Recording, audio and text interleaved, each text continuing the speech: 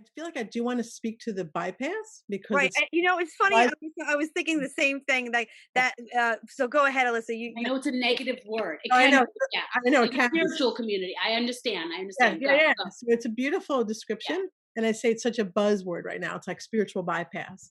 But the way you describe it, basically, you're coming from the mental health perspective. So you're saying Right. mental health perspective. When someone's in crisis, what could maybe take in traditional ways 6 months to shift someone's, some that crisis. Yeah. It could be half the time. So Yes. that's why your That's term what I mean. bypass in that perspective, so it's not negative. Right. Yeah. In general, spiritual bypass, Anna, maybe you can speak to that, what you believe to be spiritual bypass from the spiritual perspective. Right. Well, I love that you brought that up, Alyssa, because the whole time she's talking, everything she's saying is 100% true. And Yeah, I, as a spiritualist, had to go, okay, but wait a minute. Bypass in mental health communities so is different. a different and has a Mhm. different meaning Yeah, because in my community, Well, it's like bypassing resistance. I'm sorry. totally. The Yeah, yeah, resistance, that wall that's yeah, naturally up for us to break that down takes time with yeah. working with people. If you can like bypass that through that feeling of like, listen, I'm here. I feel you. I love you. I'm here. I care. You could bypass that wall with a Yeah. spiritual energy. It's so profound. um, Bypass in mental health terms is the belief, and without the spiritual component, is to bypass what might be crucial to the process of getting to the root of someone's issue. It's like right, you don't want to go around something; you have to go through it. With anything that we're going through, again a clinical perspective, it's best to go through it, to Yeah. address it head on, to look at it, face it, deal with it, versus bypass it. Because it's good if you do bypass it someplace, it's going to show up somewhere else in some Yeah. other way. Yeah. So, But when you're using it in the way you described it, it's beautiful and it really is true. But again. so, Anna, I'm curious from your perspective how you would define spiritually bypass from the spiritual perspective. Yeah, because I really think it's really amazing that there's like in the mental health community it means one thing, and in my community it means total other.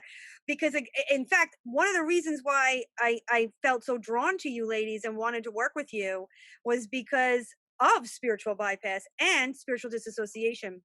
So I think in the spiritual community there's this there's a lot of belief around positive thinking, which are great, but there's brick walls that you hit with it.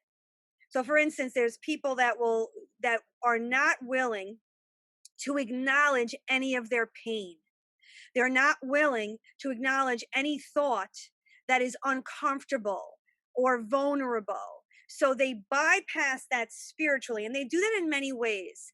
They do it by either using spiritual terminology, um, and saying, if they push the thoughts aside and don't focus on those thoughts, or don't allow themselves to focus on those thoughts, because they're under the impression that if I don't allow it into my consciousness, it doesn't exist, which there's truth to that.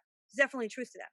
But if there's something within you that's either from childhood or something that really can bring value to your life, even though it's painful, like I just believe that we are taught in spirituality and in the new age world that we're supposed to never tell our story, that the story of your past is not to be retold, because we're always looking for the next resonance, or to reach a higher consciousness, or to get beyond the pain. There's this really vivid um, intention of never experiencing pain, and also of manifesting. Everything's about the law of attraction, manifesting everything you want. And I think in that process, a lot of bypass occurs, because to me, your story can be very valuable. I mean, I wouldn't be sitting here with you today if it wasn't for my story. I am 42 years old. I was a drug addict at a very young age. At 16 years old, I had an overdose and a near death experience that set me on to my sobriety. I've been sober now for 20 something years. That set me on to the into the path of spirituality. So my story is very valuable. It's created resilience, strength, wisdom, love, patience, understanding, and it brought me to God. It brought me to my experience of God, and it also brought me to my experience of self-love. So that part of my story is was very important and still is to this day. So I think that there's great value sometimes in difficulty, in challenging experiences, because it's really what develops and shapes our character in many ways. And what happens in spiritual bypass is that people are not encouraged to go into that pain and work through it and find the value in it. They're encouraged to almost pretend it doesn't exist, because this idea that, I'm not going to look at it or even think it, because I don't want to bring that energy into my life. And there is truth to that. But you're only going to bring the negative energy of that experience based on how you're perceiving that experience. If you're perceiving that experience and placing value upon it, then you're not going to bring with you the negative aspects of it. You're only going to bring with you the offerings and the gifts that it was there to give you. So I think bypass occurs because people, one, are afraid to go through the experience. They don't want to feel the pain. They don't want to feel uncomfortable. So they choose to bypass that through their spirituality. Is this making sense to you, ladies? What Yeah, I'm Yeah. totally, Oh my totally God. is. Can I interject? Can I interject if you don't Yeah. mind? Two things I want to say.